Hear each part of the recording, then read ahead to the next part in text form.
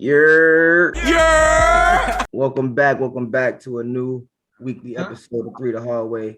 I'm Tariq Rashad here with Married Man Rob with a Bachelor's of Arts and Science with his boy California in the background. My boy John, what you going by today, Big John? game hunter. Giants on tonight. Let's get this W. Time to shock the world. Danny Dimes. Sit your ass down. I just want when you guys get a chance to see this on Saturday after the Giants game, air him out if they lose. Respectfully. Apparently, John believes that his team is a playoff contender. Since when? What we watched against the Denver Broncos, we'll see what we'll see tonight. You know, the Giants usually play Washington pretty good. That in the division game is usually a really good one. It's only one game, bro. You can't really judge a season off one game. You know, we can't judge the season off one game, but I can judge the season off the second game if you lose to a backup quarterback. So they say. A lot of people say it, though. We're going to see tonight. We're going to see tonight. But we're going to kick it off with a bunch of football. Week 1 is in the books. My favorite time of the year is here. Great games. Crazy Monday night game between my Ravens and the Las Vegas Raiders. And their stadium looks so dope. The new stadium so far that they just opened up last year, but they allowed the fans in this year. Dope experience, dope game. A lot of big games, a lot of surprises. We're gonna start with one of the bigger surprises of the first game of the season: the Saints and the Green Bay Packers. Whose game of the week was that? Not mine. That was my game of the week. Damn. That was my game of the week last week. And it actually wasn't the game of the week. It was a blowout. The Jameis Winston led New Orleans to a 38-3 victory over the reigning MVP, Aaron Rodgers, and, you know, the best team in the NFC last year in Green Bay. And are you guys shocked? Are you guys just something brewing there? What are your sentiments coming off of that game for Aaron Rodgers? Or, you know, what are your sentiments coming off that game for Jameis Winston and the New Orleans Saints? Shock is not even a word. Unfathomable should be the word. Inconceivable. Inconceivable. I don't even know what that means. Who would have thought, if you would have told me in the beginning of week 1 that Jameis Winston would start and have a better passer rating than Aaron Rodgers, let alone throw 5 touchdowns and blow them out, and Aaron Rodgers have a terrible game. Nobody thought that, bro. Nobody could think of maybe Jameis. You know, Jameis is Jameis. Jameis knew what's up. I don't even think Jameis thought he was going to play that well. But shout out to Jameis Winston. Really glad to see him bounce back from coming from the Bucs and being thrown under the bus and people saying that he was a bust and X, Y, and Z. He couldn't be another starting quarterback. He showed you guys that under the right tutelage and Sean Payton as one of the greatest offensive minds, coaching and quarterback gurus, what can happen when you give talent structure. So shout out to the Saints. And he did it all without a number 1 receiver, bro. No Mike Thomas, bro. No Mike Thomas. I mean, it is what it is. I was just really shocked to see Aaron Rodgers play that bad, but shout out to James. I'm gonna give the credit to him. Let's go. That's a W.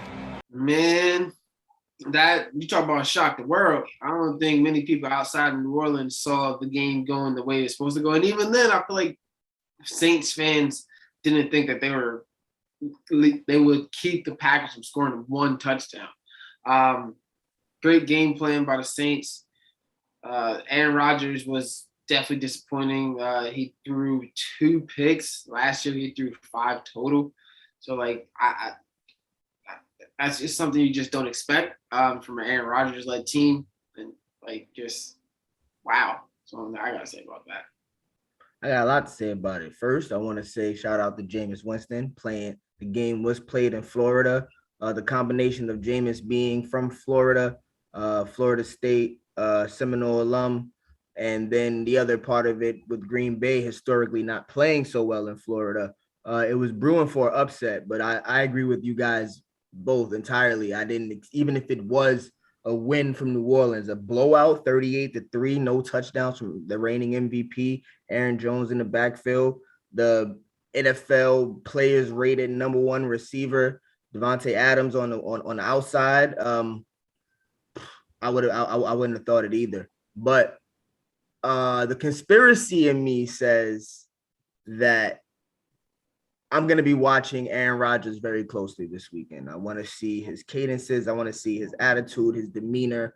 I joked in our group chat about Aaron Rodgers pulling the James Harden. And although it's a joke, like J. Cole says, all good jokes contain true things. He could and I'm not trying to start any rumors, but he could very well be doing that. He did not want to play in Green Bay. He made it very clear that he wasn't happy with the front office.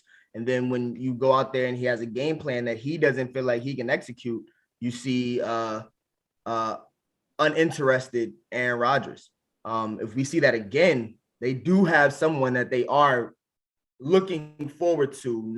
There's no true timetable on it, but they're looking forward to hand the reins over to Jordan Love. So I'm really curious as to what's going on in Green Bay, and I'll be watching Aaron Rodgers very closely. Last thing I want to say before we move on, if you guys don't have anything else, I'm doing pretty good with my projections so far this year. I might be, Nostradamus. Don't do that. I don't know, because Jameis starting. Got him a W. I don't see him passing that over. And Green Bay, New Orleans, I kind of told you guys it was going to be a game. I didn't know it was going to turn out like that. I didn't know they was going to rise like that, but it was a game for sure. New Orleans. All I gotta say, this man behind me looking like the MVP, and I'm gonna keep on saying it until it happens. That's a bold statement. Very, very strong possibility. If you want to talk about it, Kyler Murray, great game, 5 total touchdowns, I believe. 5 total touchdowns, controlled the game. They were just dominant against the Titans. If they can continue to play like this all season, I don't see why he wouldn't be at least in consideration, if not the favorite. AJ Green didn't look really phenomenal, but his presence on the field makes a difference. You have to worry about him. And DeAndre Hopkins doing DeAndre Hopkins do it there. You best say that first. Listen, say man. that first. What's understood don't got to be explained. You know what I mean? D-Hop do what D-Hop does. Right now, you're the best in the game. I know. And the thing is, D-Hop made 2 plays, 2 touchdown plays that aren't necessarily what you pay him the big bucks for. A turnaround, a little 10-yard route to turn around and get some yak. And then, the toe tap in the back of the end zone. It wasn't really a jump ball, go make a spectacular play with your hands, eyes. Was, Julio-esque in the sense of the toe tap in the back of the end zone, and then showing that he has the ability to also get yak. So if DeAndre Hopkins is going to be all over the field like that, it's not just a vertical game for him. And Kyler Murray, like you say, he's dynamic. He has that, he shows you flashes of Russell Wilson in a sense. So, he can keep a play going. If you got, to me, my in my opinion, the best receiver in the league, and the guy that can keep a play alive as good as Kyler Murray can, it's a strong 1-2 combo. Possibly, arguably, it's definitely going to put itself in the ranks for the strongest 1-2 combo in the league this year. Yeah, man. Shout out to Kyler. Keep it going, dog. Somebody else that can come back and win MVP, we're going to talk about him. Dak Prescott. They went toe-to-toe with the NFL champion, Tom Brady, the GOAT. They lost by 1 to a last-second field goal. Tom Brady does what he does best, last-minute drive, game-winning drives. It's almost like when you give Brady the ball back and you get the picture of him on the sideline looking all angry, you know what it's about. And he definitely proved himself. But Dak had an amazing game back, fresh off of his ankle surgery. He ran the ball some. He threw the ball great. Amari Cooper caught 13 passes. CD Lamb went over 100 yards. Zeke didn't look too good, but what are we seeing with Dak? What are we seeing with Dak and Mike McCarthy out there in Dallas? Dak looked good, man. Dak looked good. He has weapons around him. I personally didn't expect a big game from Ezekiel Elliott just because the Bucs front 7 is so formidable. I don't think any running back's going to have a great day against them. And their offense can score a lot of points. So it's like the game script kind of plays in favor of the passing. But man, I'm excited to see that Dallas offense. Like they were projected to do. They ran a lot of plays. They threw it a bunch of times. Amari Cooper looked really good. CeeDee Lamb had a little breakout. Sorry for the Michael Gallup injury. That's going to be a little bit of an adjustment for them. But I do think they have the pieces in play to continue to complete offensively. However, Marcus Lawrence broke his foot in practice the other day, and that's going to be a huge blow. Granted, he didn't have a great season, kind of like in the same mode of AJ Green. Like his presence on the field, you have to worry about him. You can't just say, "Oh, we're just no. You have the game plan for him. He is their premier defender." So I expect more shootouts from Dallas, man. It just goes out to me. Quick piece on DeMarcus Lawrence before John goes. That, like you said, the defense in Dallas is not that great, but they do have a few playmakers. He's one of them. He did force that fumble on Ronald Jones, which essentially ended his night. So he took a whole back out of the game with forcing a fumble, and it seemed like Dallas defense had nothing for Tampa Bay. So that's going to be a huge loss for them. But go ahead, John. Yeah. All that says to me is Dak about to throw the ball 50 times again. He's due for a historic season as far as like passing yards. Mike McCarthy's offenses is historically known for passing the ball multiple times and running when they have to. Not running because they want to set the tone, but running because they have to put the ball in the defense honest. That's all that they're there for. If you look at that offense, honestly, what was Ezekiel Elliott doing? Not a damn thing. He was pass protecting and protecting his quarterback. Doing a great job too. Doing a great job of doing that, which allowed Dak to get over 500 yards that game and to hit his receivers. Yeah, Michael Gallup going down hurts him a little bit, but you have two dynamic receivers on the outside, and both of them can be put in a slot position if they wanted to. They're both that dynamic, in my opinion. What I'm looking for Dak, I'm looking for a 4,000 yard season this year, maybe even 5,000. I think that's like he's going to be on a record breaking pace this whole season, especially with the offensive line being healthy. One of their guards got suspended for 5 games. That's really going to play to effect with them too. I think his name is Collins. He's out for 5 games for breaking substance abuse policy. So that might play a little effect into it, but I'm expecting big things for Dak. There is some hierarchy changes that could be coming, and I can see Dak trying to break into that top 5 quarterback range this year. This is the season for him to do it. Yeah, nothing bad to say about Dak. I am really wary about that Mike McCarthy offense. And it's twofold. One, Jerry Jones did not pay Ezekiel Elliott all that money to not be utilized or to be a pass blocker. He's a dynamic running back, and you're losing his value. And 2, they're already down 1 defensive lineman. Passing the ball is great when it's effective, but we also know that the clock doesn't run as much, which means you're deep. If you are successful passing the ball, a la Patrick Mahomes and the Chiefs defense a few years ago, you make your defense play a lot of snaps on defense. They're on the field a lot, and I don't know if that's a good situation for Dallas. They have this little linebacker tandem that they have coming in 2 in, 2 out, but as you continue to get thinner in that position, and then you leave your defense out there on the field, it makes your dynamic players not as dynamic. Do want to shout out I forget his first name, Diggs, say Stephon Diggs' brother. He's looking like a star corner. I'm going to say that right now. Trayvon Diggs. But I've been seeing him for a while now. He's made some big plays. Last year, remember the big play against DK Metcalf when he thought he had scored already and he chased down the ball and punched it out for a touchback. He caught the interception in the last game. He picked off Tom Brady. So he's good. And like I said, Dallas has a few playmakers, but overall that defense is bad. And if Dak is out there throwing the ball 50, 60 times, that defense is going to get torched up. So I'd be very wary of that. You got to use Ezekiel Elliott, period, point blank. But not this week because I'm playing against him in fantasy. Lastly, man, them rookie quarterbacks, they debuted this week. And for what it's worth, I'm gonna ask you guys, how would you grade on a whole the rookie quarterbacks that played this weekend? And let's not forget that Trey Lance and Justin Fields also scored touchdowns. Even though they weren't the starting quarterbacks, Justin Fields and Trey Lance also scored touchdowns. So how would you grade the rookies this year? Collectively or individually? As a collective, as a class, you feel me? As a class, I'll probably give them quarterbacks. I'll probably say a solid B.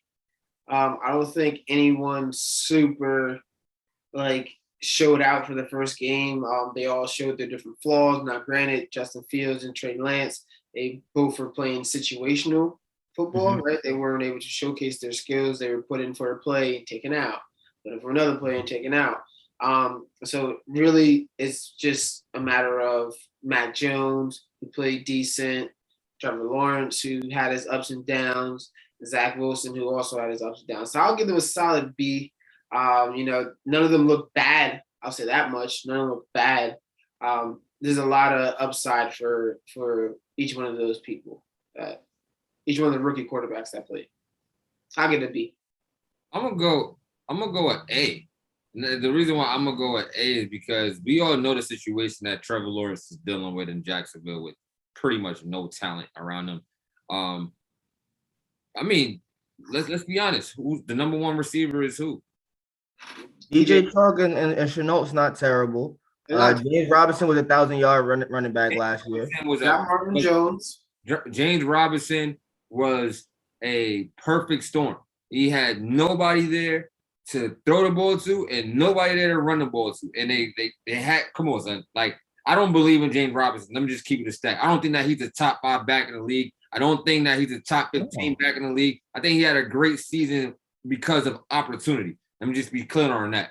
But John, I gotta ask you though. Yeah, I mean, what's the difference between him and Jonathan Taylor? What's the difference between him and Jonathan Taylor? What you look at with Naheem Hines and guys like Najee Harris who just joined the rookie. He's not like he was in the league for 3, 4, 5, 6 years and he got an opportunity. He was undrafted. He worked his way up. That's his rookie year. That's pretty damn good. As a top 100 player by the players.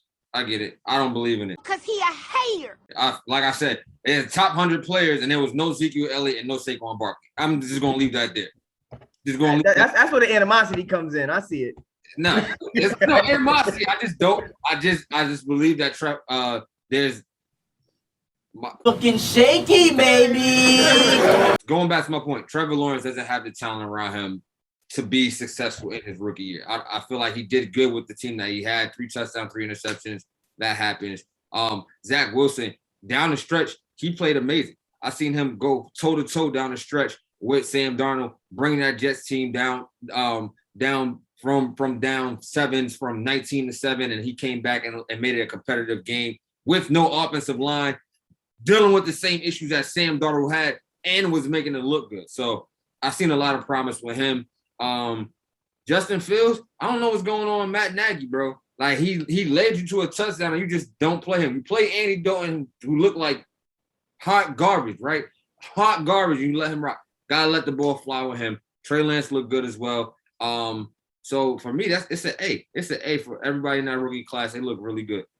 Really, so the reason why I gave them a B as opposed to an A, like none of them played like amazing football. You said, wow, this dude's a bona fide superstar. Like he's ready to lead a team to the playoffs. Like to me, that's A play. Like what Kyler Murray did, that's A play. What Tom Brady did, what Dak Prescott did, what Patrick Mahomes, that's A level play. Like they did what, okay, they showed me something. They didn't completely mess up a game and look terrible. So that's why I gave them. Well, for me, it's the collective of the group, right? Nobody played terrible.